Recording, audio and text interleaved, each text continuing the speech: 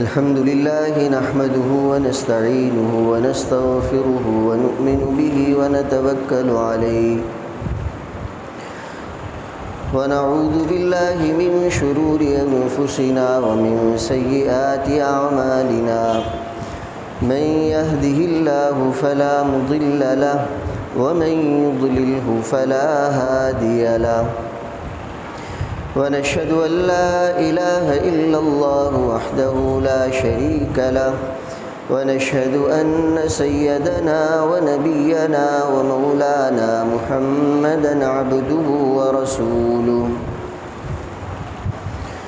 أرسله إلى كافة الناس بشيرا ونذيرا وداعيا إلى الله بإذنه وسراجا منيرا صلى الله تعالى عليه وعلى آله وأصحابه وبارك وسلم تسليما كثيرا كثيرا أما بعد فأعوذ بالله من الشيطان الرجيم بسم الله الرحمن الرحيم لقد كان لكم في رسول الله أسوة حسنة وقال النبي صلى الله تعالى عليه وسلم اغتنم خمسا قبل خمس شبابك قبل هرمك وصحتك قبل سقمك وفراغك قبل شغلك وغناءك قبل فقرك وحياتك قبل مماتك أو كما قال عليه الصلاة والسلام صدق الله العظيم وصدق رسوله النبي الكريم ونحن على ذلك من الشاهدين والشاكرين والحمد لله رب العالمين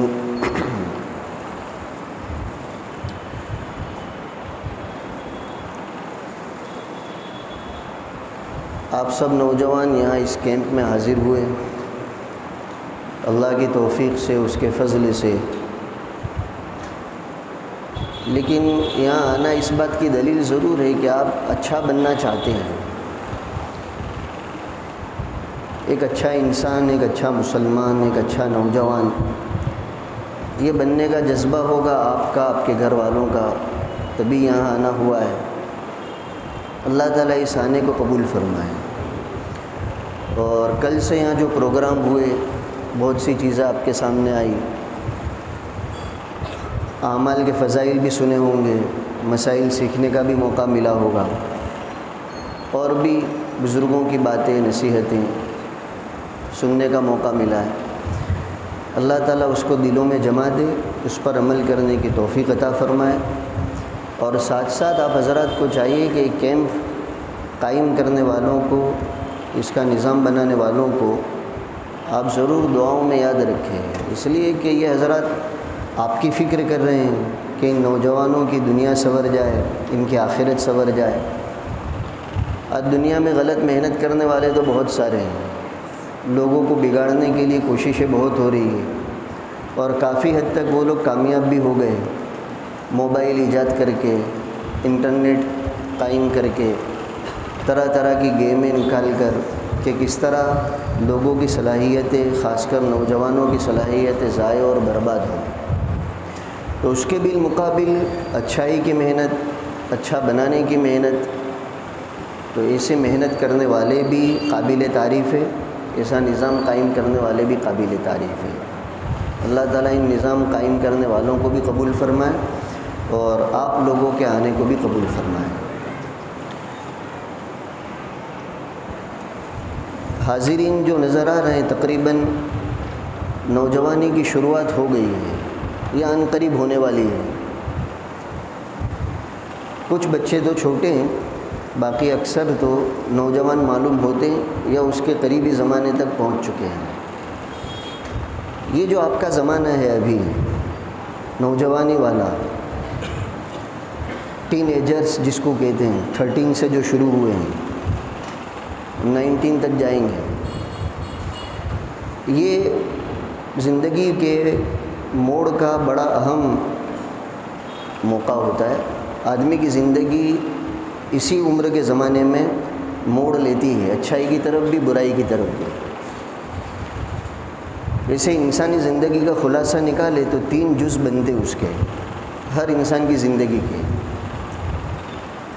پہلا جز تو بچپن کا ہے، وہ تو ہمارا آپ کا سب کا تقریباً گزر گیا، کچھ کا ہے ابھی چل رہا ہے. دوسرا زمانہ جوانی کا ہے، جس میں بہت سے داخل ہو گئے اور کچھ انتظار میں، تیاری میں. اور تیسرا زمانہ بڑھاپے کا ہے، جو ہمارا بھی شروع ہو گیا اور مجمع میں بہت سو کا شروع ہو گیا. اور جس کی جتنی عمریں لکھی ہے، اگر لکھی ہے تو وہ بڑھاپا پائیں گے. یہ انسان کی زندگی کے 3 دور ہوتے ہیں. اب اس میں جو بچپن والا دور ہے وہ تو بالکل معصومیت کا، کسی چیز سے بھی واقفیت نہیں، بے خبری کا. پیدا ہوئے ماں کی ممتا جوش میں، باپ کا کندھا ہر بوجھ اٹھانے کے لیے تیار. ذرا سا بچہ رویا، پورے دل پورے گھر کے لوگ بے قرار. ذرا سی مسکراہٹ آئی، پورے گھر والے خوش ہو گئے. ہر ایک دوسرے کو کہتا ہے مجھے دیکھ کر ہنسا. یہ تو بالکل بچپن کی بات ہے. پھر لڑکپن شروع ہوتا ہے، جس میں بچے کا مزاج تقریباً کھیل اور کود کا بنا ہوا ہوتا ہے. اس کو یہی چیز اچھی لگتی ہے، کھیلنا اور کودنا. جو لڑکپن کا زمانہ ہے، جو بہت سو کا گزر گیا، کچھ کا چل رہا ہوگا. لیکن یہ بھی ویسا ہی نہیں ہے، اس میں بھی تربیت کی ضرورت ہے، اور اس میں تربیت ماں باپ کو کرنی چاہیے. تو یہ تو زندگی کا پہلا دور ہے. ایک آئندہ جو دور آئے گا بڑھاپے کا، وہ انسانی زندگی کا سب سے گھٹیا دور ہوتا ہے. چونکہ قوا آدمی کے جواب دے دیتے ہیں، ہاتھ پیر جواب دے دیتے ہیں، بینائی جواب دے دیتی ہے. نہ برابر نظر آتا ہے، نہ برابر سنائی دیتا ہے، نہ اٹھنا بیٹھنا آسان ہوتا ہے، نہ چلنا پھرنا آسان ہوتا ہے. بیماریاں ایک کے بعد دیگر لگی ہوئی ہے، موت ہر دن قریب آ رہی ہے، وغیرہ وغیرہ. وہ بڑھاپے کا دور ہے. ابھی جو بیچ کا زمانہ ہے، جو جوانی کا زمانہ کہلاتا ہے، جو ہر انسان کی عمر کا کریم زمانہ ہوتا ہے، جس میں ایک نوجوان کی صلاحیتیں، قوتیں ہر اعتبار سے بڑی ہوئی ہوتی ہے. نشاط اور فریش ہونا زوروں پر، اندر کی طاقتیں زوروں پر، آرزوؤں کا سمندر امٹتا ہے، ہم یہ کر لیں وہ کر لیں. اور نوجوان بہت سے جذبات لے کر کچھ نہ کچھ کرنا چاہتا ہے. اور یہی اہم موڑ ہے زندگی کا. اگر اس نوجوان کو صحیح ماحول مل گیا، اس کی صحیح تربیت ہو گئی، اور اچھی عادتیں اور صفتیں اس کے مقدر میں ہیں اور اس کو نصیب ہو گئی، تو یہی نوجوان مثالی نوجوان بن کر رہے گا. جس سے نہ صرف یہ کہ اس کی دنیا اور آخرت سنورے گی، بلکہ اس کے ذریعے سے اس کے خاندان کو، اس کے گھر والوں کو، اس کے محلے والوں کو، شہر والوں کو، بلکہ ملک والوں کو، دنیا والوں کو فائدہ ہو سکتا ہے. اور اسی جذبات کے زمانے میں، نوجوانی کے ابھرنے کے زمانے میں، اگر ماحول صحیح نہیں ملا، دوست لوگ غلط مل گئے، گندی عادتیں اور صفتیں آ گئی، ماحول غلط مل گیا، تو پھر یہ نوجوان برا بننے میں بھی کوئی کسر نہیں چھوڑتا. رسومات، بدعات، خیالات، غلط تمنائیں، منشیات، غلط چیزوں کا استعمال، اور اس سے بڑھ کر منکرات، طرح طرح کے گناہوں میں مبتلا ہو جاتا ہے.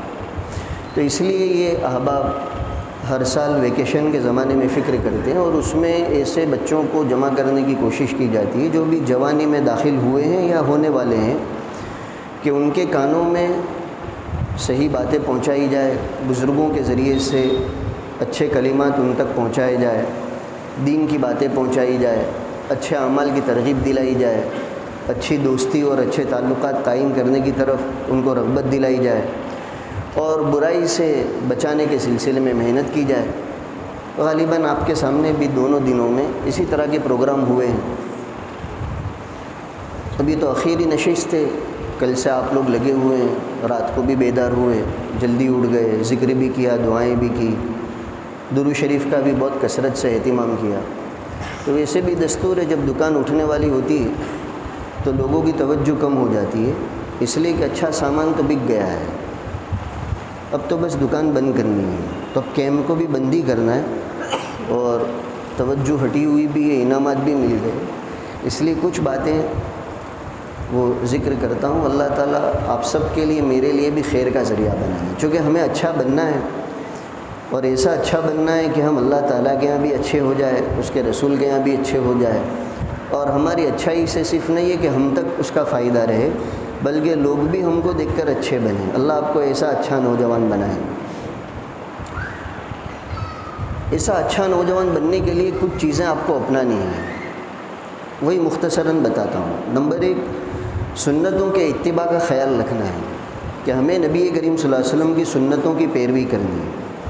اللہ تعالیٰ نے ہمیں جو بنایا ہے، ہماری طبیعت ایسی ہے کہ نقل اتارنا، کسی کی کاپی کرنا، یہ ہمارا دل چاہتا ہے، طبیعت چاہتی ہے، اور دنیا میں آپ دیکھتے ہیں بہت سے انسان نقل اتار رہے ہیں، آپ کے جیسے نوجوان بھی اتار رہے ہیں، بالوں میں نقل اتاری جا رہی ہے، حالانکہ دیکھ کر بھی وحشت ہوتی ہے، لیکن نقل اتاری جا رہی ہے۔ اوپر سے بڑے بڑے بال ہیں، سائڈ سے بالکل صاف ہیں، لیکن کسی ایکٹر نے یا کسی دنیاوی اعتبار سے مشہور آدمی نے اپنے بال اس طرح کٹائیں تو بہت سے لوگ اس کی نقل اتارنے میں اس طرح کے بال کٹوا رہے ہیں۔ کپڑوں میں آپ دیکھتے ہیں نقل اتاری جا رہی ہے، حالانکہ سمجھدار لوگوں کو سمجھ میں بھی نہیں آتی کہ یہ نقل کیوں اتاری جا رہی ہے، لیکن اتارنے والے اتار رہے ہیں۔ پھٹی ہوئی پینٹ پہنی جا رہی ہے، بازاروں میں بک رہی ہے، اور ایسی زبردست پھٹی ہوئی کہ نماز پڑھتے وقت رومال باندھنا پڑتا ہے۔ کچھ زمانے پہلے ہمارے قریب میں ایک نوجوان آ کر نماز میں شامل ہوا، اچھے خاصے کپڑے پہنے تھے، لیکن جب جماعت کھڑی ہوئی تو میں نے دیکھا اس نے رومال نکالا اور یہاں یوں باندھا۔ تو شروع میں تو توجہ بھی نہیں ہوئی، میں سوچتا رہا کہ اس نے رومال یہاں کیوں باندھا، ٹوپی تو پہنی ہے، رومال تو سر پر باندھتے اگر ٹوپی نہ ہو تو، یا ویسے ہی ہو تو نیچے رکھتے، اس نے یہاں کیوں باندھا۔ خیر سمجھ میں تو آیا نہیں، ہم جیسے آدمیوں کو کہاں سمجھ میں آئے گی یہ کیا ہوا، لیکن ابھی تو جیسے ہی امام صاحب نے سلام پھیرا، وہ دعا ختم ہوئی، اس نے وہیں بیٹھے بیٹھے رومال کھولا، تو پتہ چلا کہ وہ یہاں تو ہندوستان کا نقشہ بنا ہوا ہے، وہ چھپانے کے لیے اس نے رومال باندھا ہے۔ تو بتانا یہ ہے کہ نقل اتارنے والے تو نقل اتار ہی رہے ہیں، لیکن کوئی کسی کرکٹر کی اتار رہا ہے، کوئی کسی ایکٹر کی اتار رہا ہے، کوئی کسی دوسرے اعتبار سے شہرت یافتہ آدمی کی اتار رہا ہے، اور وہ نقل اتارنے میں خوش ہے۔ ہم چونکہ مسلمان ہیں، نبی کریم صلی اللہ علیہ وسلم کی امت میں ہیں، ہمیں اس ذات کی نقل اتارنی ہے جس کی نقل اللہ کو پسند ہے، اور جس کی نقل اتارنے میں ہماری دنیا بھی سنورے گی، ہماری آخرت بھی سنورے گی، ہمارا دین بھی آباد ہوگا، ہماری دنیا بھی آباد ہوگی۔ وہ ہے حضرت نبی پاک صلی اللہ تعالیٰ علیہ وسلم کی نقل۔ تو آپ اپنے دل و دماغ میں یہ بات بٹھا دیجئے کہ ہمیں ہر چیز میں اللہ کے رسول کی نقل اتارنی ہے۔ ہمیں کھانے اس طرح بیٹھنا ہے جیسے اللہ کے رسول بیٹھتے ہیں، ہمیں اس طرح چلنا ہے جیسے اللہ کے رسول چلتے ہیں، ہمیں گھر میں اس طرح رہنا ہے جس طرح اللہ کے رسول رہتے تھے، بڑوں کے ساتھ کس طرح رہنا ہے وہ آپ نے تعلیم دی، چھوٹوں کے ساتھ کس طرح رہنا ہے، ماں باپ کے ساتھ، زندگی کے ہر شعبے میں نبی کریم صلی اللہ علیہ وسلم کا عمل، آپ کی تعلیمات موجود ہے، ہمیں اس کے نقل اتارنے کی ضرورت ہے۔ بہت سی سنتیں تو آپ جانتے ہیں، بس اس کو عمل میں لانا ہے، اور نہیں جانتے تو اس کو جان کر عمل میں لانا ہے۔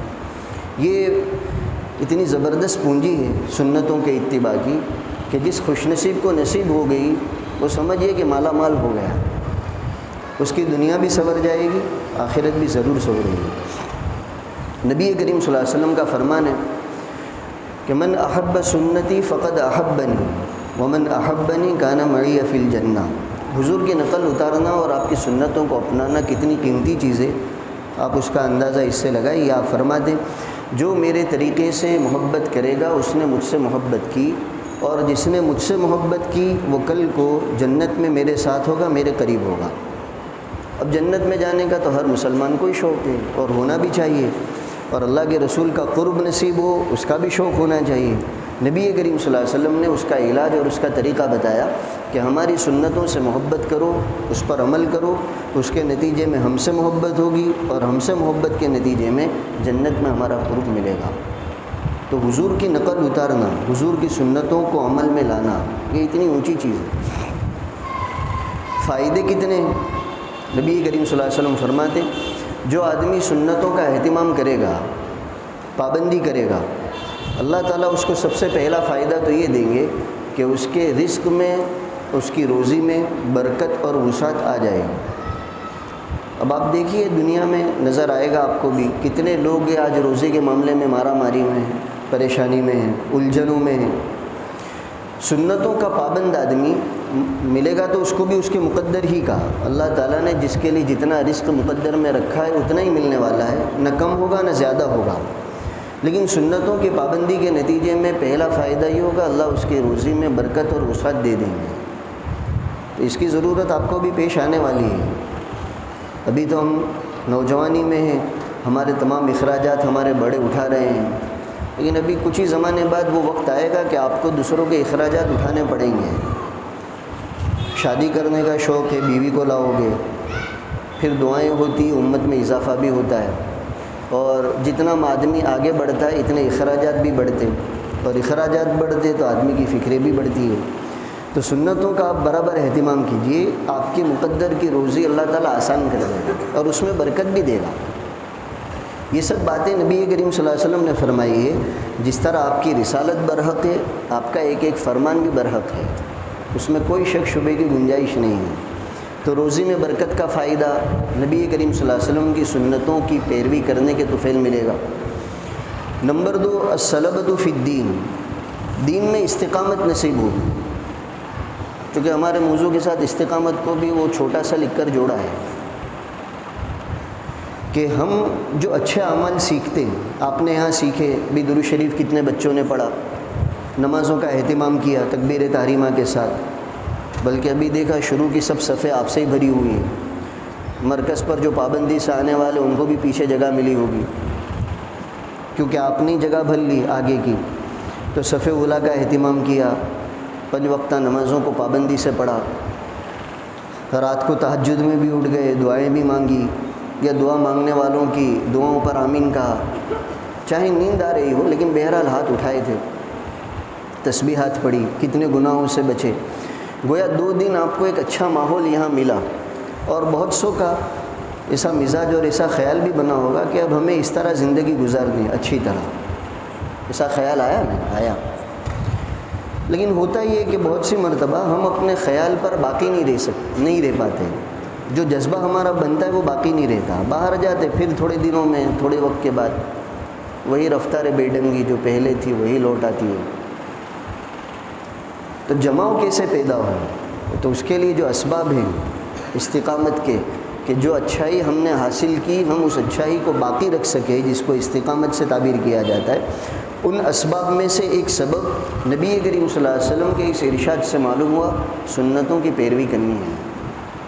تو آپ سنتوں کا خیال رکھیں گے، سونے کی سنتیں، کھانے کی سنتیں، مسجد میں داخل ہونے کی، نکلنے کی سنتیں وغیرہ وغیرہ، تو اس سے ایک بہت بڑا فائدہ یہ ہوگا کہ جو نیکیاں، جو اچھائیاں آپ نے کرنا شروع کی ہے، اللہ تعالیٰ اس پر جماؤ، دین کے معاملے میں مضبوطی آسان کر دیں گے۔ یہ دوسرا فائدہ ہے۔ تیسرا فائدہ نبی کریم صلی اللہ علیہ وسلم فرماتے ہیں کہ سنتوں کی پیروی کرنے کے نتیجے میں اللہ تعالیٰ اپنے نیک بندوں کے دلوں میں محبت ڈال دیں گے۔ یہ بہت بڑی نعمت ہے۔ آج کتنے لوگ یوں چاہتے ہیں کہ اللہ والے کی کوئی نیک بندے کی نظر ہم پر پڑ جائے، اس کی دعا مل جائے، اس کا قرب مل جائے۔ تو آپ نے بھی سنا ہوگا نا، کبھی مصافحہ ہو گیا تو وہ بڑے فخر سے ملتا ہے کہ ہمارا تو مصافحہ ہو گیا، ہماری تو ملاقات ہو گئی۔ تو اللہ کے نیک بندوں کے دلوں میں ہماری محبت آ جائے، اس کا نبی کریم صلی اللہ علیہ وسلم نے طریقہ بتایا کہ میری سنتوں کا اتباع کرو، خود بخود اللہ تعالیٰ اپنے نیک بندوں کے دلوں میں تمہاری محبت ڈالے گا۔ اور چوتھا فائدہ کہ برے لوگوں کے دلوں میں تمہارا ڈر ڈالے گا۔ برے آدمی سے آدمی بچنا چاہتا ہے، اس کی طرف سے کوئی نقصان نہ پہنچے، تو سنتوں کے اتباع کے نتیجے میں اللہ تعالیٰ یہ فائدہ بھی نصیب کرے گا۔ تو یہ 4 فائدے تو وہ ہے جو نبی کریم صلی اللہ علیہ وسلم نے سنتوں کے اتباع پر بیان فرمائے اور اپنے پاکیزہ ارشادات میں اس کو واضح کیا۔ 4 فائدے یاد ہو گئے ہیں۔ سنتوں کا اتباع کریں گے تو نمبر 1 روزی میں برکت اور وسعت ہوگی، نمبر 2 دین میں مضبوطی، اچھے عمل کے معاملے میں استقامت نصیب ہوگی۔ نمبر 3، نیک لوگوں کے دلوں میں اللہ تعالیٰ محبت ڈالیں گے۔ نمبر 4، برے لوگوں کے دلوں میں آپ کا خوف اور آپ کا رعب ڈالیں گے، اس طرح کہ وہ آپ کو نقصان نہیں پہنچا سکے گا۔ یہ فائدے۔ تو اچھا اور مثالی نوجوان بننے کے لیے سب سے پہلا جو اہم ہتھیار ہے وہ سنتوں کے اتباع کا ہے۔ جو مسلمان اور بالخصوص نوجوان جو حضور کا امتی ہے، نبی کریم صلی اللہ علیہ وسلم کی محبت کا نعرہ لگانے والا ہے اور آپ کی سنتوں کا پابند نہ ہو، پھر اس میں خیر اور خوبی نہیں ہو سکتی۔ اچھا بننے کے لیے ہمیں سنتوں کا خیال رکھنا ہے۔ اور بھی تفصیلی مضمون ہے، سنتوں کے معاملے میں کتنی اونچی باتیں کہی گئی، بڑے بڑے لوگوں نے سنتوں کا عجیب و غریب فوائد کا مشاہدہ کیا اور بیان کیا ہے۔ اب ایک بات بتا کر پھر دوسرے اس پر آتا ہوں، کیونکہ اور 2-4 باتیں آپ کو کہنی ہیں۔ حضرت مجدد الف ثانی رحمۃ اللہ علیہ، ہمارے حضرت مفتی صاحب اس کو کئی بار سنا چکے ہیں، آپ نے بھی ہو سکتا ہے موبائل میں سنا ہو، جن کا سرہند میں مزار ہے حضرت مجدد الف ثانی رحمۃ اللہ علیہ، اور آج بھی بہت سے لوگ وہاں جاتے ہیں، خاص کر جو حافظ قرآن ہوتے ہیں اپنے حفظ کی پختگی کے لیے وہاں جاتے ہیں۔ اللہ تعالیٰ نے اکبر بادشاہ کے زمانے میں ان سے زبردست دین کا کام لیا ہے، اسی لیے ان کو مجدد کہا جاتا ہے، مجدد الف ثانی رحمہ اللہ۔ انہوں نے بیان کیا کہ میں جب ظاہری علوم سے فارغ ہو گیا، قرآن کی تفسیر پڑھ لی، احادیث پڑھ لی، فقہ اور مسائل پڑھ لیے، اس کے بعد میں باطنی علوم کی طرف متوجہ ہوا، جو سلسلے ہیں بزرگوں کے، ان کے جو اعمال ہیں، ان کے جو اشغال ہیں، ان کے مراقبے، ان کے وظائف، وہ بھی سب پڑھ لیے، کر لیے۔ حضرت مجدد صاحب فرماتے ہیں اس کی وجہ سے اللہ تعالیٰ نے مجھے بہت اونچا مقام عطا فرمایا، اتنا اونچا کہ علماء ظاہر تو کیا، علماء باطن کو بھی اس کی بھنک لگنا مشکل ہے۔ ایک کتاب میں لکھا ہے کہ خود نبی کریم صلی اللہ علیہ وسلم نے مجھے وہ خلاعت سے نوازا، اتنا اونچا مقام عطا فرمایا۔ تب ہم سوچ سکتے کتنی محنت کی ہوگی انہوں نے اس مقام کو پانے کے لیے، لیکن اس مقام پر پہنچنے کے بعد انہوں نے جو بات کہی وہ اصل ہمیں حاصل کرنی ہے اور اس کو اپنانا ہے۔ فرماتے مجدد صاحب کہ اس مقام پر پہنچنے کے بعد بھی میں 3 دعائیں کرتا ہوں، اور مجھے امید ہے کہ ان 3 دعاؤں پر جو آدمی آمین کہے گا اللہ تعالیٰ اس کی بھی سن لے گا، اس کی بھی مغفرت کر دے گا۔ اس میں سے پہلی دعا کہ اللہ تو مجھے سنتوں کے اتباع کی توفیق عطا فرما۔ آپ بھی آمین کہیے، اللہ ہماری بھی مغفرت کرے اور مجدد صاحب کی برکت سے اللہ تعالیٰ کچھ حصہ نصیب فرمائے۔ تو پہلی دعا انہوں نے یہ کی ہے کہ اللہ تو سنتوں کے اتباع کی توفیق عطا فرما۔ دوسری دعا یہ کی کہ اللہ تو سنتوں کے ساتھ زندہ رکھ، اور تیسری دعا یہ کی کہ اللہ سنتوں کے ساتھ ہی دنیا سے جانا نصیب فرما۔ تو اب دیکھیے اتنا اونچا آدمی جو یوں سمجھیے کہ ہر طرح کے مقامات طے کر چکا ہے، اور اس کے سامنے سب نشیب و فراز ہے، اونچ نیچ سب اس کے سامنے ہے، لیکن اس نے جو نتیجہ نکالا کہ اللہ تعالیٰ کے قرب کا، اللہ تعالیٰ کو راضی کرنے کا، اور دنیا اور آخرت کی کامیابی کی کلید جو سب سے عمدہ اور سب سے بڑھ کر ہے وہ نبی کریم صلی اللہ علیہ وسلم کی سنت ہے۔ تینوں دعاؤں میں آپ نے دیکھا سنتوں کا ہی تذکرہ ہے، سنتوں کا اتباع نصیب فرما، سنتوں کے ساتھ زندہ رکھ، سنتوں پر موت عطا فرما۔ تو پہلی چیز جو آپ لوگوں کو اس کیمپ سے جو دوسری چیزیں تو حاصل کی ہمارے بیان سے، جو بات آپ کو لینی ہے، نمبر 1 سنتوں کا اتباع اور سنتوں کی پابندی کرنی ہے، تو کریں گے نا انشاءاللہ۔ جو سنت معلوم ہے اس کو تو آج سے ہی عمل میں لاؤ، ابھی سو گے تو سنت کے مطابق، کھاؤ گے تو سنت کے مطابق، اور جن سنتوں کا علم نہیں ہے تو ایسی کتابیں بھی آ چکی ہے، اور آپ اگر مدرسے میں پڑھ رہے ہیں تو اپنے استادوں سے سنتوں کو پوچھ کر اس پر عمل کرنے کا اہتمام کرو۔ ابھی سے اس کی عادت ہو گئی تو واقعی میں آپ مثالی نوجوان بن کر رہیں گے اور دنیا اور آخرت میں کامیابی حاصل کریں گے۔ یہ تو ایک بات ہوئی سنتوں کے اتباع کی۔ نمبر 2 استغفار کا اہتمام کیجیے۔ ہمیں اگر مثالی بننا ہے، کامیاب نوجوان بننا ہے تو استغفار کا اہتمام ضرور کیجیے، اللہ تعالیٰ سے معافی مانگنے کا، کیونکہ دنیا میں گناہوں کے نافرمانی کے اسباب بہت ہو گئے۔ آپ سب بھی جانتے ہیں، موبائل آ گیا، کبھی غلط چیز دیکھ لی، نظر پڑ گئی، غلط چیز سن لی، زبان سے تکلیف پہنچا دی، آنکھوں کے گناہ کر لیے، تو یہ گناہوں کا سلسلہ آدمی سے ہوتا رہتا ہے، ایسے موقع پر استغفار کا اہتمام اور بھی زیادہ ہونا چاہیے۔ تو کامیاب زندگی گزارنے کے لیے دوسری چیز استغفار، اللہ تعالیٰ سے معافی اور توبہ کا اہتمام کرنا ہے۔ یہ کتنی اہم چیز ہے۔ نبی کریم صلی اللہ علیہ وسلم نے، حالانکہ آپ تو معصوم ہیں، سراپا معصوم ہیں، اس کے باوجود آپ نے ترغیب دینے کے لیے اپنی امت کو یہ پیغام دیا ہے کہ میں دن بھر میں 100 مرتبہ سے زیادہ استغفار کا اہتمام کرتا ہوں، حالانکہ آپ تو گناہوں سے پاک صاف ہیں۔ تو شراح حدیث لکھتے ہیں کہ اصل یہ امت کو سبق دینا ہے کہ میں جب گناہوں سے معصوم ہوں، پاک صاف ہوں، پھر جب اللہ سے معافی کا اتنا اہتمام کرتا ہوں، تو تم تو میرے جیسے معصوم نہیں ہو، تمہارے ساتھ تو تمہارا نفس، شیطان کا لشکر لگا ہوا ہے، طرح طرح کی نافرمانیاں کرواتا ہے، تو تمہیں تو توبہ اور استغفار کا اور بھی زیادہ اہتمام کرنا چاہیے۔ تو توبہ اور استغفار کو آپ لازم پکڑ لو، صبح کی ایک تسبیح اور شام کی ایک تسبیح، اس کو لازم کر لو۔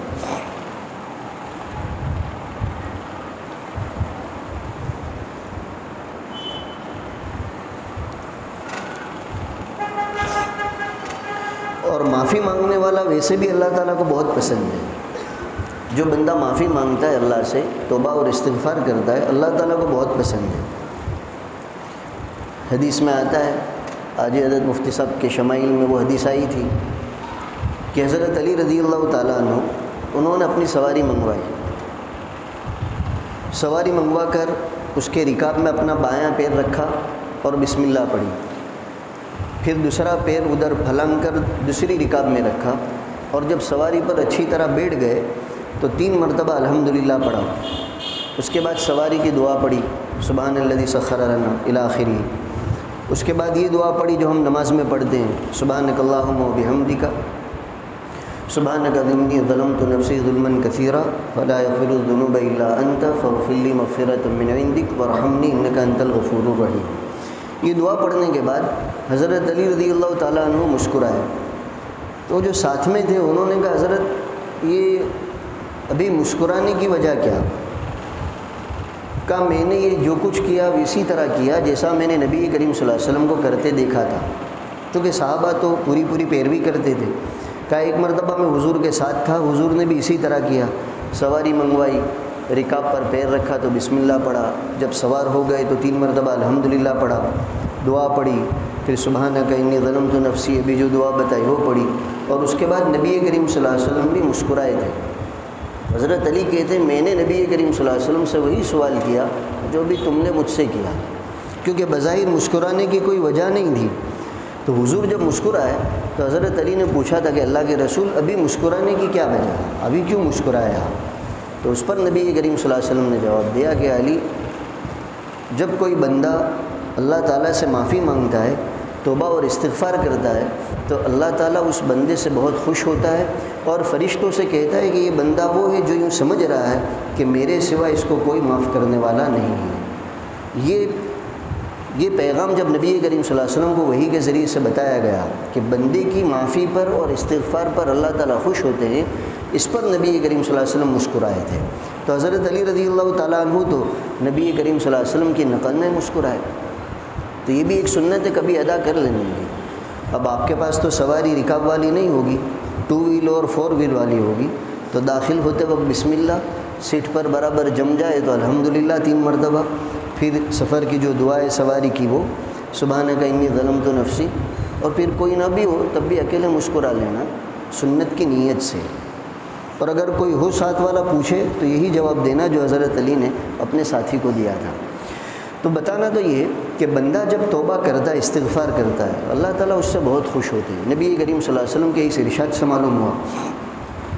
اور یہ استغفار کرنے والا اگر نوجوان ہے، آپ کے جیسا جوان ہو چکا ہے یا ہونے والا ہے، تو نوجوان کی توبہ اور استغفار تو کتابوں میں لکھا ہے اللہ تعالیٰ کو اور بھی زیادہ پسند ہے، چونکہ جوانی کے زمانے میں نفس اور شیطان بہت زوروں پر ہوتے ہیں اور طرح طرح کے گناہ کروانا چاہتے ہیں، کرواتے ہیں، اور یہ بندہ جذبات میں مغلوب ہو کر گناہ کر کے جب توبہ کر لیتا ہے، استغفار کر لیتا ہے یہ جوان، تو نفس اور شیطان کی تو پوری طاقت بیکار گئی، انہوں نے محنت کر کے گناہ کروایا، اور یہ نوجوان نے اللہ تعالیٰ کے سامنے معافی مانگ لی، اللہ تعالیٰ خوش ہو گئے، شیطان مردود ہو گیا۔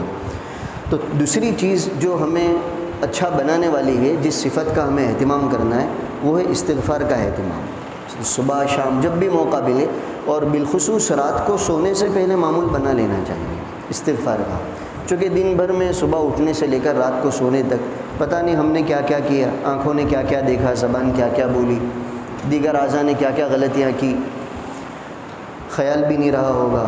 تو رات کو سونے سے پہلے اس کا اہتمام کرنا چاہیے۔ بعض بزرگوں کے حالات میں لکھا ہے کہ رات میں جب تک 1 تسبیح 2 تسبیح یا 3 تسبیح استغفار کی نہ پڑھ لیتے تھے، وہاں تک سوتے نہیں تھے۔ حالانکہ جن کے حالات میں لکھا ہے وہ لوگ ہیں جو اپنی زندگی کے ایک ایک وقت کو قیمتی بنانے کی فکر ہی میں رہتے تھے۔ گناہ تو دور کی بات رہی، اس کو ویسے ہی ضائع کرنا فضولیات میں، یا کوئی فائدہ نہ ہو اس طرح وقت کو نکالنا، یہ بھی ان کو گوارا نہیں تھا، لیکن پھر بھی رات کو سونے سے پہلے استغفار کا اہتمام کرتے تھے۔ تو مجھے اور آپ کو تو اس کا اور بھی زیادہ اہتمام کرنا ہے۔ تو اچھا بنانے والی ایک دوسری چیز جس صفت کی ضرورت ہے وہ ہے استغفار کا اہتمام۔ نمبر 3 جو بہت ہی اہم ہے ہمیں اچھا بنانے کے لیے، اچھا ماحول قائم کرنے کے لیے، اور وہ ہے صحبت صالحین۔ اس پر تو مستقل بات ہوئی ہے نا، کسی ظہر میں ہوئی ہے، تو آپ نے سنی لیا ہے، اچھے لوگوں کے ساتھ رہنا ہے۔ اور واقعی میں یہ ایسا گر ہے، اچھا بننے کے لیے اچھے ماحول ہی کی ضرورت ہے۔ اچھے ماحول میں اچھا بن جائے گا آدمی، اور برے ماحول میں برا ہو جائے گا۔ کتنا ہی برا ہے لیکن اگر وہ اچھوں کے ساتھ رہتا ہے تو ایک نہ ایک دن اس کی اچھائیاں اس کو اچھا بنا کر رہے گی، اور کتنا ہی اچھا ہو لیکن بروں کے ساتھ رہتا ہے تو ایک نہ ایک دن اس کی لوگوں کی برائیاں اس کو برا بنا کر رہے گی۔ یہ ساتھ رہنا، دوستوں کے ساتھ، فرینڈ سرکل کے ساتھ، اور اس کے نتیجے میں ان کے اثرات کا آنا، یہ ایک فطری چیز ہے، آ کر ہی رہتی۔ کوئی آدمی کتنا ہی چاہے کہ میں بروں کے ساتھ رہوں لیکن میں اچھا ہی رہوں گا، نہیں ہو سکتا۔ اس کا پٹا اچھائی سے آہستہ آہستہ کتنا دور ہو رہا ہے نہیں اس کو بھی معلوم نہیں ہے۔ جب ایک طویل زمانے کے بعد جب انداز ہوگا کہ میں تو دور ہو گیا، آنکھ کھلے گی تو پتہ چلے گا کہ بہت دور ہو گیا۔ وہ ٹرین کے پٹے آپ نے دیکھے نا، ایک پٹے پر سے ٹرین دوسرے پٹے پر جاتی ہے، چالو رفتار میں ادھر ادھر وہ ٹرانسفر ہو جاتی ہے، لیکن جب وہ دوسرے پٹے پر جاتی ہے دوسرا پٹا بالکل ساتھ میں لگا ہوا ہوتا ہے۔ اس وقت اگر آدمی دیکھتا ہے تو اس کو یہ خیال ہوتا ہے کہ کیا فرق ہوا یہاں اور یہاں، لیکن جب ٹرین اس دوسرے پٹے پر پڑ گئی، اس پر آگے بڑھتے رہتی ہے تو ایک مسافت طے کرنے کے بعد پتہ چلتا ہے کہ وہ پٹا وہاں لے جا رہا تھا، یہ پٹے نے یہاں پہنچا دیا۔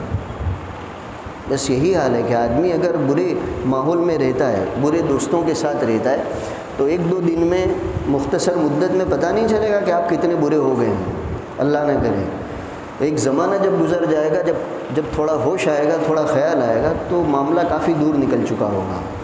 اس لیے تیسری چیز جس کا آپ کو خیال رکھنا ہے اپنے آپ کو اچھا بنانے کے لیے، اچھوں کے ماحول میں رہو، اچھے لوگوں کے ساتھ رہو، تو یقیناً ایک نہ ایک دن آپ اچھے بن کر رہو گے، اور بروں کے ساتھ رہو گے تو پھر اللہ بچائے برے بننے کی نوبت آئے گی۔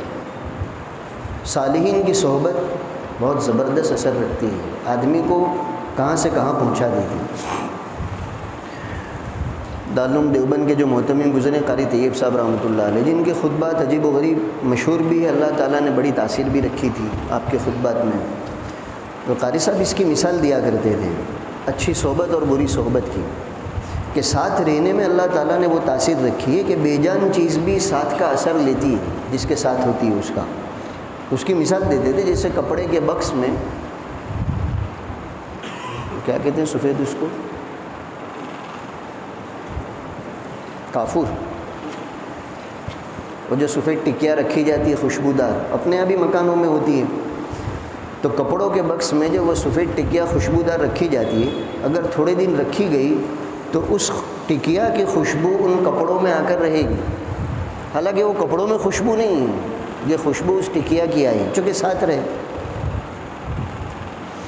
اس پر قاری صاحب نتیجہ یہ نکالتے تھے، جب بے جان چیز ساتھ رہنے سے اثر لیتی ہے، کپڑا بھی بے جان، وہ سفید ٹکیا بھی بے جان، اس بے جان چیز کا اثر ان بے جان کپڑوں میں آیا، تب ایک جاندار آدمی دوسرے جاندار اچھے آدمی کے ساتھ رہے گا تو اس کی اچھائیاں، اس کے اثرات آپ کے اندر کیوں نہیں آئیں گے؟ اس لیے ہمیں دوستی اچھوں کے ساتھ رکھنی ہے، اپنا اٹھنا بیٹھنا اچھوں کے ساتھ بنانا ہے، اور جو اللہ کے نیک بندے ہیں، ابھی اللہ کا شکر ہے قحط الرجال کے زمانے میں بھی ہر علاقے میں اللہ کے کچھ بندے ایسے ہوتے ہیں جو اللہ کے نیک بندے ہیں، برگزیدہ بندے ہیں، ان کے پاس ہم اگر تھوڑی دیر جاتے رہیں گے تو ان کی اچھائیوں سے اللہ ہمیں ضرور فائدہ پہنچائے گا۔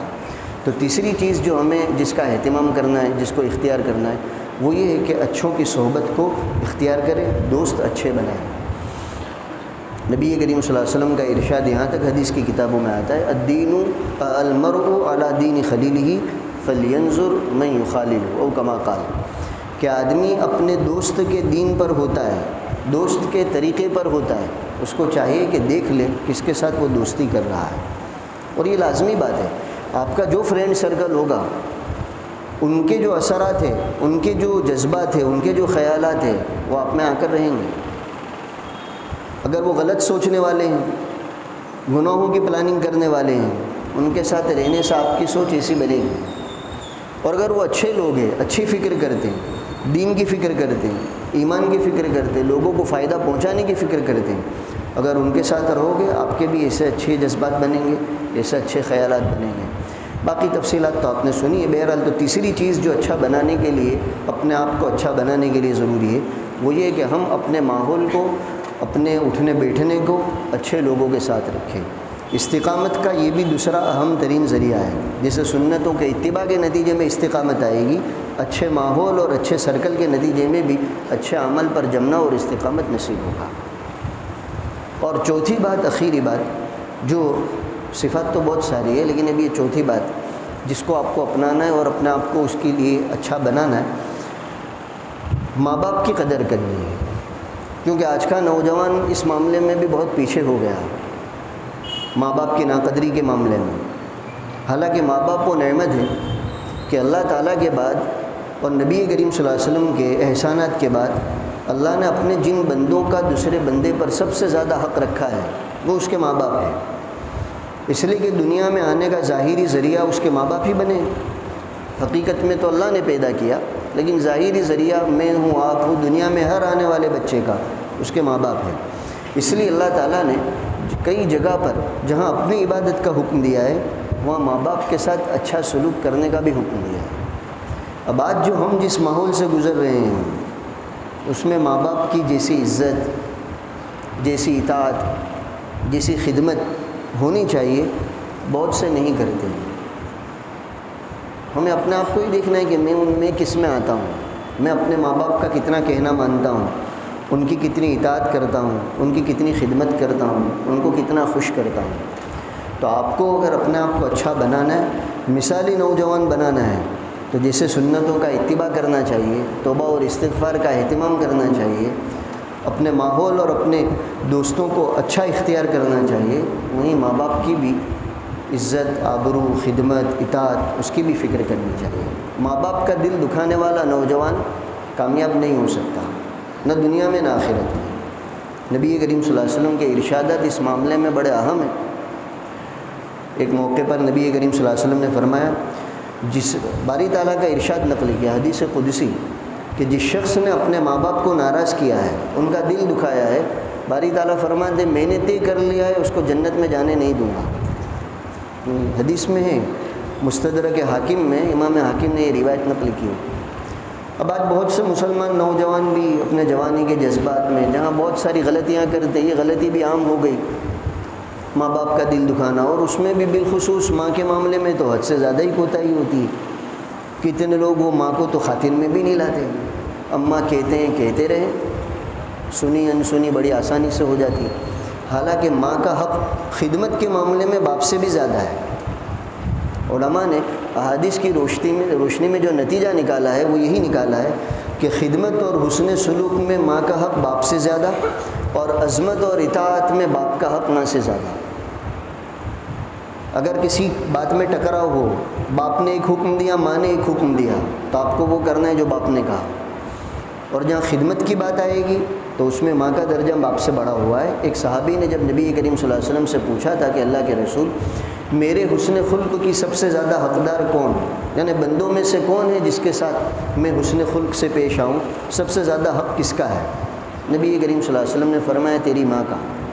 پھر پوچھا اس کے بعد کون؟ آپ نے فرمایا تیری ماں۔ اس کے بعد پوچھا پھر کون؟ آپ نے فرمایا تیری ماں، اور چوتھے نمبر پر فرمایا کہ تیرا باپ۔ تو ماں باپ اللہ تعالیٰ کی بڑی نعمت ہے۔ آپ میں سے جن کے ماں باپ دونوں حیات ہیں یا دو میں سے ایک حیات ہے، اس نعمت کی قدر کر لو، ان کا دل خوش کرو، اور وہ خوش ہوں گے ان کی اطاعت سے، ان کی فرما برداری سے، ان کی خدمت کرنے سے۔ ان کا دل مت دکھاؤ۔ بزرگ فرماتے ہیں اولادوں کو خطاب کرتے ہوئے کہ اگر تم ماں باپ کو خوش نہ کر سکتے ہو تو کم سے کم ان کو ناخوش بھی مت کرو۔ یعنی اگر تم سے زیادہ خدمت نہیں ہو سکتی تو اس طرح تو مت رہو کہ تمہارے رویے سے ان کو تکلیف پہنچے، ان کا دل دکھے۔ اپنے آپ کو کم سے کم اس سے تو بچاؤ۔ باقی بہتر تو یہ ہے کہ ہم اپنے ماں باپ کو خوش کرنے والے بنیں۔ ماں باپ کا وجود اولاد کے لیے بہت بڑی نعمت ہے۔ ان کی دعاؤں سے آدمی کہاں سے کہاں پہنچ جائے۔ آپ کی نوجوانی سکسیس ہو جائے گی، کامیاب ہو جائے گی، اگر ماں باپ کو راضی کر دیا، ان کی دعائیں مل گئی تو۔ ایک اللہ والوں کے حالات میں لکھا ہے ان کی والدہ کا انتقال ہو گیا تھا، حالانکہ وہ بزرگ بھی بوڑھے ہو چکے تھے، تو ان کی والدہ کتنی بوڑھی ہوگی، انتقال ہو گیا۔ تو گزر رہے تھے تو غیب سے آواز آئی کہ اب سنبھال کر قدم رکھنا، جن کی دعاؤں سے حفاظت ہوتی تھی اب وہ دعائیں کرنے والی نہیں رہی۔ حالانکہ وہ بزرگ تھے، اللہ تعالیٰ کی نافرمانی سے بچنے والے تھے، لیکن پھر بھی کہا گیا کہ بہت سی چیزوں سے حفاظت تمہاری ماں کی دعا کی وجہ سے ہوتی تھی۔ تو ہمیں اس طرح رہنا ہے کہ ہمیں ماں باپ کی دعائیں ملیں، نہ یہ کہ اللہ نہ کرے ان کی طرف سے بد دعا یا کلمات نکلے، ہم اس طرح رہیں کہ وہ بد دعا دیں، وہ کوسیں۔ اس سے تو بہت بچنے کی ضرورت ہے۔ اور آپ جتنی بھی خدمت کر لو گے اپنے ماں باپ کی، یہ بھی ساتھ میں سمجھ لیجئے گا کہ حق تو ادا ہو ہی نہیں سکے گا ان کا حق ہماری خدمت سے بہت زیادہ ہے۔ ادب المفرد جو امام بخاری رحمۃ اللہ علیہ کی کتاب ہے، اس میں غالباً یہ قصہ موجود ہے۔ یمن سے ایک شخص، ایک نوجوان، ایک ٹوکری کو اپنے کندھے پر لٹکا کر پیدل سفر کرتا ہوا یمن سے یہاں آیا تھا مکہ مکرمہ حج کرنے کے لیے۔ وہ ٹوکری میں کوئی سامان نہیں تھا، اس کی بوڑھی والدہ تھی، حد درجہ ضعیف، نہ چل سکے نہ پھر سکے، تو اس نے اس کو وہ ٹوکری میں اپنی ماں کو بٹھایا تھا اور خود کندھے پر اس ٹوکری کو اٹھا کر وہاں یمن سے چلا تھا۔ اب یمن سے مکہ مکرمہ کوئی قریبی مسافت نہیں ہے، کئی سو کلومیٹر کی مسافت ہے، اور وہ بھی اس زمانے میں پیدل۔ حضرت عبداللہ ابن عمر رضی اللہ تعالیٰ عنہ موجود تھے۔ تو وہ جب حج کے لیے یہاں پہنچا، حج کے عمل سے فارغ ہوا، کعبۃ اللہ کا طواف کر رہا تھا، اور والدہ کو بھی طواف کرا رہا تھا اسی حال میں، وہ ٹوکری میں بٹھا کر۔ اسی دوران اس کو پتہ چلا کہ یہاں حرم میں حضرت عبداللہ ابن عمر رضی اللہ تعالیٰ عنہ جو مشہور صحابی ہیں وہ موجود ہیں۔ تو وہ اپنی ماں کو اسی حالت میں لے کر حضرت عبداللہ ابن عمر رضی اللہ تعالیٰ عنہ کی خدمت میں حاضر ہوا، اور اس نے اپنی پوری داستان سنائی کہ حضرت یہ میری والدہ ہے، کافی بوڑھی ہیں، حد درجہ ضعیف ہے، اور میں ان کو یمن سے اسی طرح اپنے کندھے پر اٹھا کر سفر کرا کر یہاں تک لایا ہوں۔ حج بھی میں نے کرایا، عرفے کا وقوف بھی ہوا، مزدلفے کا بھی ہوا، جمرات کی رمی، جو حج کے اعمال ہے سب ہوئے، اور طواف بھی میں نے ان کو اسی طرح اپنے کندھے پر سوار کرا کے کرایا ہے۔ کیا میں نے اس طرح خدمت کر کے اپنی ماں کا حق ادا کر دیا؟ یہ سوال اس نے کیا۔ ابھی میرے اور آپ سے پوچھتے تو بہت شاباشی دیتے کہ کیا تو نے تو مثال ریکارڈ قائم کر دیا، کوئی نہیں کر سکتا۔ لیکن حضرت عبداللہ ابن عمر نے جو جواب دیا وہ برابر سنیے کیا جواب دیا۔ حضرت عبداللہ ابن عمر نے اچھا کیا، خدمت کی ماں کی، بہت اچھا کیا، باقی تو جو یہ سمجھ رہا ہے کہ میں نے اپنی ماں کا حق ادا کیا تو سن لے، تیری ولادت کے وقت جو تیری والدہ کو تکلیف ہوئی ہے اور اس نے جو آہیں بھری ہے، اس میں سے ایک آہ کا بدلہ بھی تیری یہ پوری خدمت ادا نہیں کر سکتی۔ تو اتنا اونچا مقام ہے والدین کا، والدہ کا۔ اب آج ہمارے نوجوان جو بہت سی برائیوں میں مبتلا ہے، اس میں یہ برائی بھی عام ہو گئی، ماں باپ کا دل دکھانا، وہ جو کہتے ہیں وہ کرنا ہی نہیں، وہ کہتے بیٹا گھر رات کو جلدی آ جانا ہے، بیٹا سنتا ہی نہیں، مدرسے اسکول پابندی سے جاؤ، بیٹا سنتا ہی نہیں، ماں باپ کڑوے لگتے ہیں۔ حالانکہ یہ سمجھ لیجئے آپ کا کوئی دوست خیرخواہ ہے یا بدخواہ ہے وہ تو اللہ جانے، لیکن کوئی ماں باپ اپنے اولاد کے معاملے میں بدخواہ نہیں ہوتے ہیں۔ ہر ماں باپ چاہتے کہ ان کی اولاد دنیا اور آخرت میں ترقی پر گامزن ہو، اچھی بنے، تو آپ کو ٹوکتے ہیں، آپ کو سمجھاتے ہیں آپ کی بھلائی کے لیے۔ بہرحال تو یہ چوتھی بات جو آپ کو اپنانی ہے اپنے آپ کو اچھا بنانے کے لیے کہ اپنے ماں باپ کو خوش رکھیے، ان کی اطاعت کیجیے، ان کی فرما برداری کیجیے، ان کا دل مت دکھائیے۔ ان کا دل دکھنا بہت سے حوادثات کا ذریعہ بنتا ہے، آدمی آزمائشوں میں مبتلا ہوتا ہے۔ نبی کریم صلی اللہ علیہ وسلم فرماتے اللہ تعالیٰ جس گناہ کو چاہتا ہے ویسے ہی معاف کر دیتا ہے، لیکن کچھ گناہ ایسے ہیں جس کی سزا اللہ دنیا میں بھی دیتا ہے، چھوڑتا نہیں ہے۔ اس میں آپ نے جو چند گناہ گنوائے ہیں اس میں ایک والدین کی نافرمانی، اور دنیا میں بھی لوگوں کا یہی تجربہ ہے، جس نے اپنے ماں باپ کو ستایا ہے دنیا میں وہ بھگت کر جاتا ہے، اللہ تعالیٰ اس کی اولاد کو بھی اس پر مسلط کرتا ہے، اور اگر اولاد نہیں ہوئی تو کوئی دوسرا آدمی کو مسلط کرے گا، لیکن بہرحال اس کے بغیر وہ دنیا سے جاتا نہیں۔ اس لیے ماں باپ کا دل دکھانے سے اپنے آپ کو ضرور بچائیے۔ ایک بزرگ کا گزر ہوا ایک قبرستان کے پاس سے، یہ قصہ بھی اسی لیے سنا رہا ہوں کہ انداز ہوگا کہ والدین کی اور بالخصوص والدہ کی نافرمانی آدمی کو کتنا نقصان دیتی ہے، صرف دنیا میں نہیں مرنے کے بعد بھی۔ تو ان کا جب ایک قبرستان کے پاس سے گزر ہو رہا تھا، انہوں نے دیکھا کہ وہ قبرستان میں عصر کے بعد کا وقت تھا، ایک قبر پھٹی، شک ہوئی، اور اس میں سے ایک آدمی نکلا جس کا اوپر کا چہرہ جو ہے وہ گدھے کے جیسا اور باقی کا نیچے کا جسم انسان کے جیسا، اور گدھا جس طرح چلاتا ہے ہونچی ہونچی جو کرتا ہے اس طرح وہ تھوڑی دیر چلایا، پھر سے قبر میں گیا، قبر کی مٹی جیسی تھی ویسی ہو گئی۔ اب یہ منظر دیکھ کر وہ بزرگ ایک دم حیران ہو گئے، جیسے آپ سن کر حیران ہو گئے کہ یہ کیا ہوا۔ انہوں نے تو اپنی آنکھوں سے دیکھا کہ یہ کیا منظر، نیچے کی پوری وہ شکل و شباہت انسان جیسی اور اوپر کا حصہ گدھے جیسا، اور یہ انسانوں کے قبرستان میں دفنایا گیا تو ہونا تو چاہیے انسان ہی، یہ کیوں ایسا ہو گیا۔ تو قبرستان کے پاس جو آبادی تھی انہوں نے تحقیق ضروری سمجھی کہ یہ کون شخص ہے اور اس کا یہ معاملہ کیسے۔ تو پوچھا ہوگا کسی سے کہ بھئی یہ قبر کس کی ہے، بتایا گیا کہ فلاں کی ہے۔ اس کے گھر والے تو کہا فلاں جگہ ہے، تو باقاعدہ وہاں گئے اس کے گھر، اس میت کے، معلوم کرنے کے لیے کہ اس کا یہ حلیہ کیوں ایسا ہوا، اس کا یہ حشر کیوں اس طرح کا بنا۔ گئے تو وہاں اس کی بیوی موجود تھی، بیوہ جو ہو گئی تھی، تحقیق کی، کہا کہ ہاں وہ میرے شوہری کی قبر ہے۔ کہا وہاں تو یہ منظر ہوا، گدھے کی شکل تھی اس کی۔ کہا بالکل صحیح ہے، اس آدمی کا انتقال عصر کے وقت ہوا ہے، اور جب سے اس کو یہاں دفن کیا ہے روزانہ عصر کے بعد تھوڑی دیر کے لیے قبر پھٹتی ہے، یہ نکلتا ہے، گدھے کی آواز میں تھوڑی دیر چلاتا ہے، اور اس کے بعد پھر واپس قبر میں چلا جاتا ہے، قبر اپنی جگہ پر جیسی تھی ویسی ہو جاتی ہے۔ تو انہوں نے کہا اس کی وجہ کیا؟ تو وہ بیوی نے وجہ بتائی، یہ اصل عبرت لینے کی چیز ہے۔ بیوی نے کہا اصل میں یہ نوجوان، اس کا انتقال جوانی میں ہی ہوا تھا، کہا یہ نوجوان اصل میں شراب کا عادی تھا، میرا جو شوہر نوجوان شراب پینے کا عادی تھا، اور روزانہ شام کو اس کا یہ مشغلہ، یہ معمول، شراب پیے بغیر اس کو چین نہیں آتا تھا۔ اب کوئی بھی ماں باپ ہوں گے ان کو اچھا تھوڑی لگے گا ان کا بچہ شرابی کبابی نشے والا ہو۔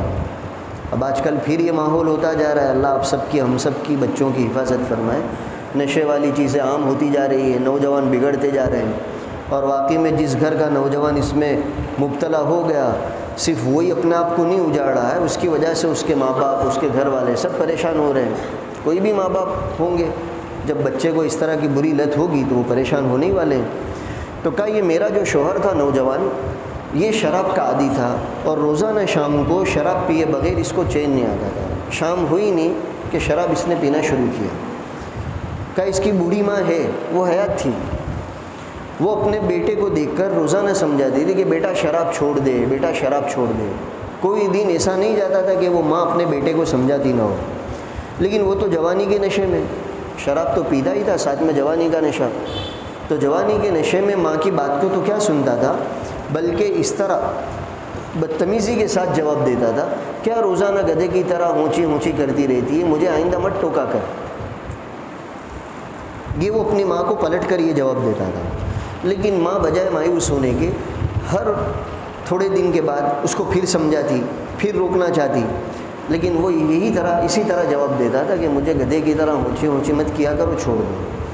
کہا بس اسی طرح ایک دن عصر کے بعد شراب پینے میں یہ مشغول تھا، اس کی موت کا وقت آیا، مرا، لوگوں نے اس کو دفنایا، روزانہ عصر کے بعد جو منظر تم نے دیکھا یہ روزانہ یہاں پیش آتا ہے، یہ اپنی قبر سے نکلتا ہے اور اس کا اوپر کا جو حلیہ ہے وہ گدھے جیسا، چونکہ اس نے اپنی ماں کو کہا تھا نا کہ روزانہ کیا گدھے کی طرح تو مجھے ہونچی ہونچی کرتی رہتی ہے، اللہ تعالیٰ کی طرف سے اس کو سزا یہ ملی کہ مرنے کے بعد قبر میں پہنچتے ہی اس کا اوپر کا حلیہ گدھے جیسا کر دیا گیا اور وہ نکل کر اسی طرح چلاتا تھا جیسے گدھا چلاتا ہے۔ تو یہ بڑی خطرناک چیز ہے، آدمی کو اپنے ماں باپ کے معاملے میں بہت احتیاط سے رہنا چاہیے۔ آپ کے ماں باپ بھی حیات دو یا ایک، ان کو راضی رکھو، خوش رکھو، ان کا دل دکھانے سے اپنے آپ کو بچاؤ۔ تو یہ کچھ باتیں تھیں، ایک آدمی کو، ایک نوجوان کو اچھا بننے کے لیے یہ تمام باتیں ضروری ہے، اس لیے یہی ذہن میں ہے کہ کچھ صفات آپ کو بتا دی جائے، باقی جن چیزوں سے بچنا ہے اس کے تو تذکرے مجلس میں ہو گئے ہوں گے۔ بہرحال بات کا خلاصہ یہ بنا کہ ہمیں اچھا بننا ہے اور ماشاءاللہ اچھے بننے ہی کے لیے آپ یہاں آئے ہیں، تو یہ جو 4 چیزیں بتائی گئی اس کا بھی ضرور اہتمام کرنا ہے۔ چاروں چیزیں یاد ہو گئی ہیں۔ پہلی چیز سنتوں کا اتباع کرنا ہے، نبی کریم صلی اللہ علیہ وسلم کے طریقوں کو اپنی زندگی کے ہر شعبے میں لانا ہے، جو معلوم ہے اس کو تبھی سے شروع کر دو، جو معلوم نہیں اس کو سیکھنا ہے۔ نمبر 2 توبہ اور استغفار کا اہتمام کرنا ہے، جتنا موقع مل جائے، ورنہ رات کو سونے سے پہلے اس کی عادت ڈالنا ہے۔ نمبر 3 اچھے لوگوں کی صحبت میں رہنا ہے۔ اچھے لوگوں کی صحبت میں دونوں باتیں آ گئی، اپنے دوست جو اچھے ہیں ان کو بناؤ، جو نماز والے ہیں، جو قرآن والے ہیں، جو پڑھنے لکھنے کے شوقین ہیں، جو بڑوں کی تعظیم اور اکرام کرتے ہیں، لوگوں کی خدمت کرتے ہیں، ایسوں کے ساتھ رہو تو یہ اچھائی آپ میں بھی آئے گی، آپ بھی بڑوں کی عزت کرو گے، ماں باپ کا کہنا مانو گے، نمازوں کا اہتمام کرو گے۔ اور وہیں کچھ نوجوان ایسے بھی ہیں جو اس کی بالکل ضد، بڑوں کی بے عزتی، چھوٹوں پر ظلم، ماں باپ کی نافرمانی، نہ نمازوں کا اہتمام، نہ نیکیوں کا اہتمام، اپنا آپ کو ان سے بچاؤ۔ اور صالحین کی صحبت میں یہ بھی ہے کہ جو اللہ کے نیک بندے، ہر علاقے میں اللہ کے ایسے بندے ہوتے ہیں، ان کے پاس آنے جانے کا کچھ سلسلہ رکھو، ان کی اچھائیاں آپ کو ضرور فائدہ پہنچائے گی۔ اور نمبر 4 ماں باپ کی قدردانی، ان کی خدمت، ان کی اطاعت، ان کا دل خوش کرنا۔ اور جیسا میں نے کہا کہ اگر خدمت نہ ہو سکے تو کم سے کم اتنا ضرور کرنا کہ آپ کی وجہ سے ان کے دل کو ٹھیس نہ پہنچے، ان کے دل سے بد دعا نہ نکلے، ورنہ یہ رنگ لائے بغیر نہیں رہے گی اور کوئی نوجوان مثالی بن نہیں سکے گا جب اگر اس کے ماں باپ اس سے راضی نہ ہوں تو یہ 4 صفات اللہ کرے آپ سب کے لیے ہمارے لیے آسان ہو جائے اور اللہ واقعی میں اچھے نوجوان بننا ہمارے لیے مقدر فرمائے، جن کے ذریعے سے نہ صرف یہ کہ خود کو اور نہ صرف یہ کہ برادری کو بلکہ پوری قوم اور پوری امت کو اللہ تعالیٰ فائدہ پہنچاتے ہیں، اور ماضی میں جن کے ذریعے سے پہنچایا، آئندہ بھی اللہ کے ایسے بندے جن کے لیے اللہ تعالیٰ نے یہ سعادت لکھی ہے، ان خوش نصیبوں میں اللہ ہمیں بھی شامل فرمائے۔ وآخر دعوانا الحمدللہ رب العالمین۔